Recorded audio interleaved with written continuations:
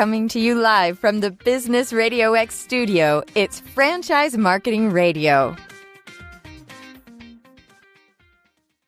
Lee Kantor here, another episode of Franchise Marketing Radio, and this is going to be a good one. Today we have the CEO, I believe, of Rush Bowls, Andrew Pudalov. Welcome. Are you the CEO? Thank you. It's great to be on your show today. And I'm the founder. Founder. I knew you were the founder. So tell us, for folks who aren't familiar, tell us a little bit about Rush Bowls. So I started a company about 21 years ago. We were doing bowls before anyone really even knew what a bowl was. And we really focused on health and wellness. So our products are no sorbets, no added sugars, no junk. It's fruit and vegetables customizable to the needs of the consumer and healthy meals on the go. Very focused on bowls. 80% of our sales are bowls and smoothies. But we're not distracted by sandwiches, salads, and we're the best in the business of doing bowls and smoothies. And very diverse flavor. We do green tea, we do chai, we do detox, we do high-end bowls and smoothies. These are meals to go also. So what's your backstory? Were you always involved in health and wellness or franchising? No, I have a dynamic backstory. I was global head of derivative fixed income trading in New York City. I was taking massive positions on behalf of the banks and trading that according to how I felt the market was going to move in a particular time or trend. And 9/11 happens. I was living in New York City with my wife on 9/11. We had two kids at the time. One was 2 and the other was just born. And it was my wife's first day of maternity, 9/11. Previously, most people don't realize they bombed the towers in New York City twice. She was in the tower in 93, the first time they bombed it, and luckily escaped and got out. And 9/11, she was in the 20s. I was in Midtown. She literally saw the plane crash in. And it was really catastrophic and life-changing for us. I lost one of my good friends, Jump. And I realized right then we're going to uproot and move to Boulder. And I was going to start a company, which is never easy. And hindsight's 2020, but it was something I really wanted to do. And I was lucky. I was pretty successful with what I did previously. So it afforded me the opportunity to try something very different and in a different place. So thank goodness it all worked out. But it was quite an interesting time back then. So you uproot your family from the big city and move to, a different environment. Colorado. In Colorado. And then it becomes Rush Bowls like a go, or was there kind of an evolution to get to where Rush Bowls is? It really was a go, I would say. So you had this idea before, like you can't just flip a switch and all of a sudden now you're in the bowl business. Were you thinking did, so you didn't know anything about bowls or mixing or have a recipe or like any inclination? Well, the only thing, I had a buddy, to be fair, in Arizona. He owned a juice bar. So I was kind of talking to him for a bit and I was like, oh, maybe I'll license something and I'll start it here. He didn't want to do bowls. And I thought the opportunity was bowls. So I kind of did my whole concept based on bowls. So where'd you come up with bowls? Like, I'm a big texture guy and I wanted a meal.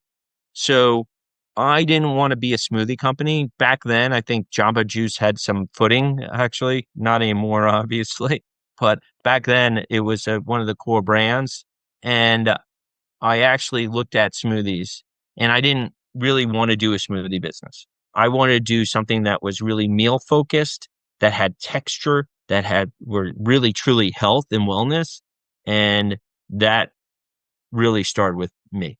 So I developed a menu based on a lot of, not just acai. Everyone just does acai. We were always very diversified. Power, which was, blueberries, raspberries, blueberry, raspberry, oats, a milk-based coconut, almond, whatever the milk you wanted.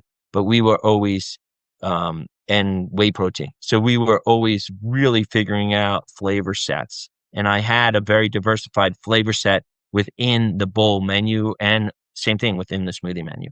And most of those things are still on the menu, actually. So in your mind, you were like, okay, smoothies with this straw, that's fine, but I want something with a spoon. I want it to, have more substance. And then you just started experimenting with different fruits and ingredients to come up with the bowls? Yeah. And just, I came from an environment that I was extremely mathematical, but I'm a creative guy. I like creativity. So it afforded me some of the creativity, and I have a good palate, obviously. So, and then after that, realistically, it was really customer feedback. So we had a menu and like, hey, do you like this? Don't you like this? And really being there every day and really learning from the consumer what they were looking for. And fairly early on, I knew right away that this was going to be something because people wanted this meal. They wanted a healthy, nutritious meal that was not super heavy, but was filling. And we started attracting all these incredible Olympic athletes that came in because they couldn't go to a lot of these other places. They could only have our bowls and smoothies because we were the real deal, as we continue to be. And you're in the belly of the beast where there's a lot of athletic people in that part of the country. Yes. And as people became more and more knowledgeable about bowls, we had it more, the general population really came in and really accepted it. And to this day, when people figure out there's a lot of pretenders out there doing bowls with, sorbets or sugars and this and that, we are still a very pure product. So we don't add we don't put any junk in your bowl or smoothie, we always say, but it's really a more nutritious, healthier tasting. You don't get those sugar highs and low with our products. And that's why it's still so popular. Now, before you went to brick and mortar, did you go test this at farmers markets and those kind of festivals, or you just went strong? You just went to say, hey, we're building this out and this is the brand and we're going boldly forward here. Yes. Like I said, hindsight's 2020, but we didn't, I never thought of failure at all. And I always had to, and I think my background of being a big trader for the banks, I always had to bet on myself anyway. So I never thought about, hey, this won't work, or second guess myself. Listen, there's times you always have to second guess yourself, but I didn't really focus on that. I focused on, hey, how do I make this work? And if it's not working, how do I pivot or create something a little more, a little slightly different? And fortuitously, a lot of it's luck too. People like the brand and they still love the brand, and we continue to grow as a truly healthy alternative to what's out there. And bowls got more and more popular, become more mainstream, and now people are really focused on, what's the differences, and that only helps us because we're the only really truly one of the very few only truly healthy, delicious bowls out there. Most are sugar and junk. So now, was it always, when you started this, the intention was always to franchise? No, actually. So in 2010, I launched a wholesale company, and we were in 40 states with Whole Foods. We were in regions with Costco, H-E-B, with a frozen form of a bowl. And unfortunately, our co-packer, roughly 6 years later, went out of business overnight. And he stored our product, and we couldn't even get into us and 12 other brands, actually. Couldn't get any of our products. So it kind of killed that. At the time, someone was convincing me to get into franchising, which I always put off, because franchising I think for a customer or for a person looking to get into a business, I think is incredible. But as an owner, franchising is tough because, as they say, no one runs your store quite like you would want to run the store. Now, we've learned so many different things in franchising and can get that down, that they do run the store the way you want to run the store. But it was ominous to me initially to get into franchising. And I launched in 2016, basically 9 years ago, the start of this franchise model for Rush Bowls. So prior to that, did you have just one store in Colorado, or you had several stores? No, one store. So one And store. then in 2016, I opened another store just to verify the franchise model in Denver. So we had two stores, and I knew the wholesale company. So I was very confident that we could go from there. And then did you figure it out on your own, or did you hire consultants to help you expand? Yeah, no, by then we brought in a team that had experience with franchising from the franchising side, and we hired a company to help us franchise and sell franchises at that juncture, which later on we took in-house. But, we put a hefty team in to make sure we were doing it right. Franchising from a franchisor perspective, it's there's a ton of legal work. You got to have your processes down, your organization. One thing I'm really super proud about Rush Bowls is we're very, very organized, and our depth of portal, which has every part of what to do or whatever else, is extremely involved, very detailed. So anyone really, the objective, can understand and open a store. Matter of fact, we had a franchisee from Subway and said, I've never seen anything like this in my life from any other concepts I've been doing. And that's why he, joined us. So I believe in really giving people real details. And on top of that, with Rush Bowls, a lot of the people in the franchising have run the stores. So one of my managers 11 years ago had sales for us.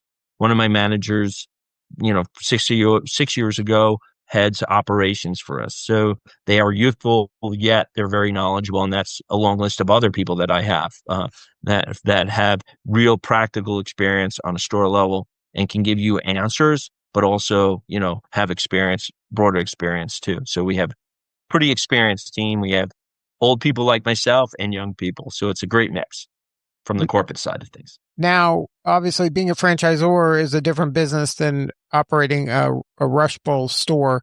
Do you enjoy it as much? Is it as rewarding? Because, it's a different thing. Well, I like doing a lot of different things. So I still own the original store 21 years ago. I was there actually this morning talking to the staff. I'm not there that often, but I was there today. I like them both. I like doing a lot of different things. I like, uh, I like the customer interaction. I always like that. I like creating new products. I have a team that I work with on that specifically. And then, it's just different. I like my hands in a lot of different things. We're going to launch a CPG in 2026, some products too. And so I like that too. It's, I always laugh that other than sharing a name, they're dynamically different businesses, from a retail store to a franchisor to CPG, consumer products, in like a retail grocery or wherever. They share the name Rush Bowls, but they're dynamically different businesses with different tasks and different needs. And that's fun for me. And I really enjoy that. Now, how do you see franchising as a way to building wealth compared to what you were doing in New York City? Well, I think New York City is a very dynamically different uh, wealth building. You know, uh, Wealth building in New York, I was a professional gambler for the bank, basically. And I would take, big positions because I felt the market. If I was wrong, I'd be out of a job. I did it for 15 years. And I was lucky I was right more than I was wrong. And like a professional gambler, if you're right 58% of the time, you're a stellar. If you're right 50% of the job time or 52% of the job, you're out of a job. Right. So, where you fit in, I think franchising is paint by numbers. So I think if I was to start another business, I would only do a franchise business, because building something from scratch is inherently so difficult. So I so believe in the franchise model. Listen, I think there's great models, and I think there's some that are a little not as good as others. But on the whole, I think franchising is an incredible business model. And for me, if I was to buy a business, I would be a franchisee. So what does kind of the ideal a franchisee look like for Rush Bowls? Do you want somebody that is going to be in the store? Is this something that can be managed by other people? Like, what does that ideal franchisee look like for you? Well, first of all, they have to have business acumen and willing to reach the community. If you just want to sit back on a desk, that's not the job, right?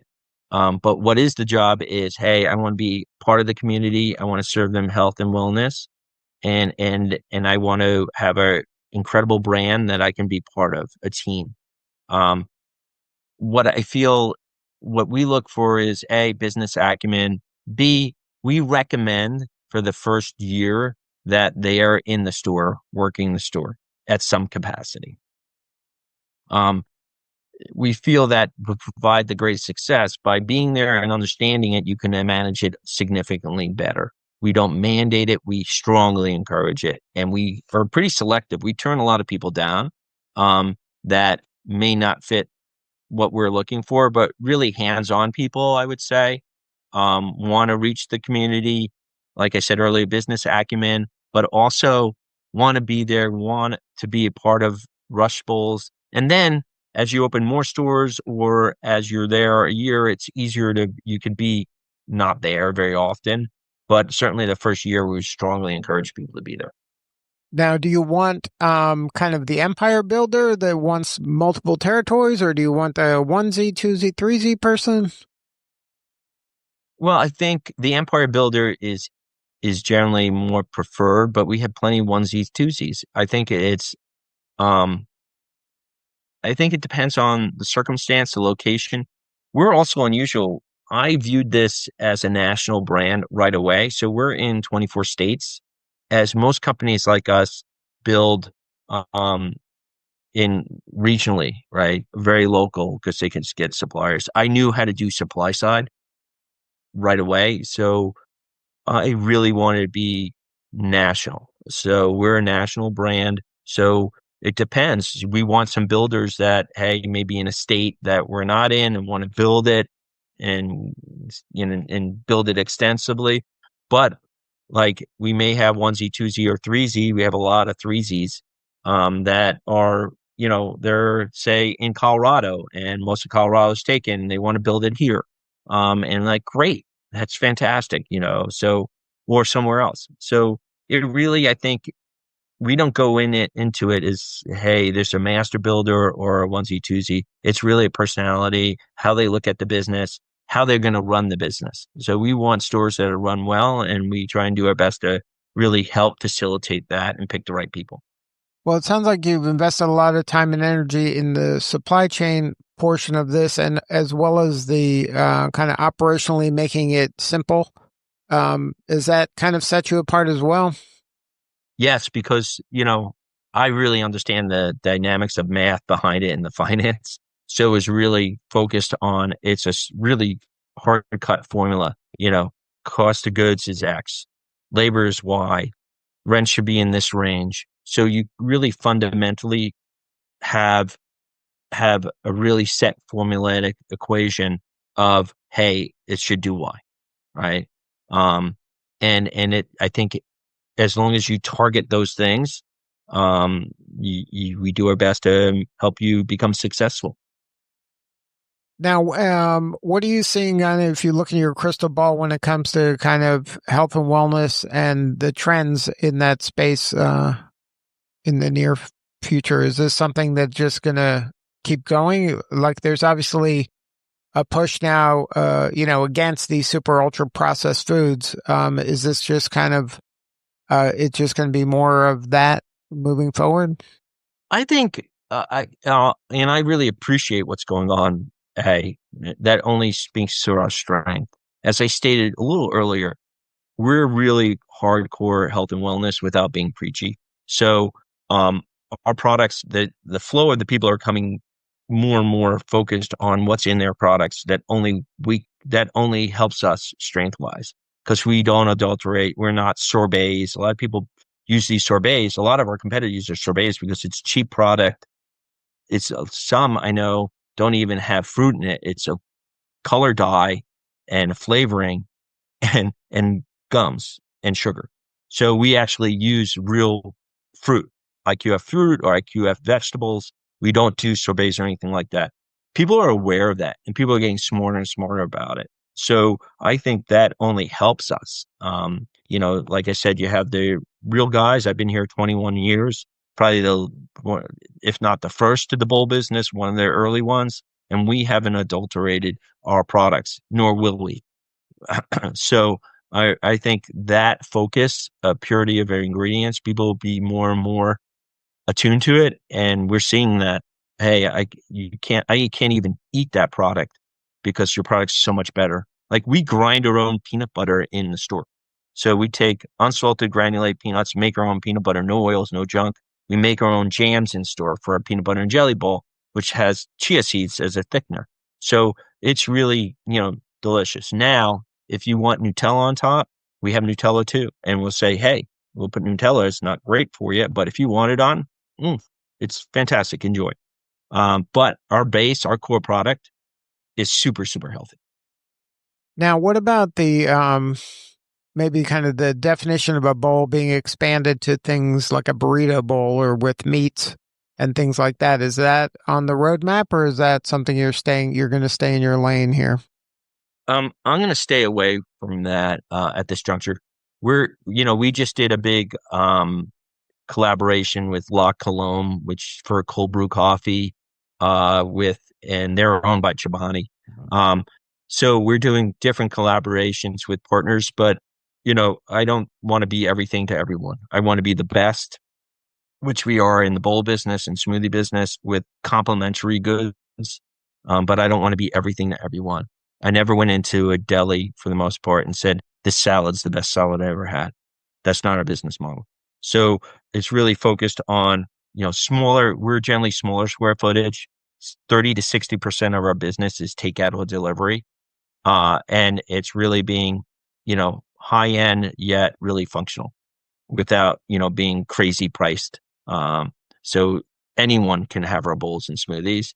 And that's how, as far as, I'm the CEO and founder. So I own everything. We're not private equity that I have to get a return in or sell the company in 2 or 3 years. That's not my objective. Long-term success is my objective, which is rare these days in this day and age. And that's what makes Rush Bowls so special. So if somebody wants to learn more, have a substantive conversation with you or somebody on your team, what is the best way to connect? Sure. You can always go to Rush, RUSH Bowls, BOWLS.com, rushbowls.com, and hit on franchising. Or we have JD at rushbowls.com. He heads franchise sales. John David at rushbowls.com. We love great partners, and we're growing every day. We have 20 some odd stores to open this year into next. So that are signed leases. So we're busy beavers. Good for you. Congratulations on all the success. And thank you for the podcast. I appreciate it. Great being on your show. All right. Well, this is Lee Kantor. We'll see you all next time on Franchise Marketing Radio.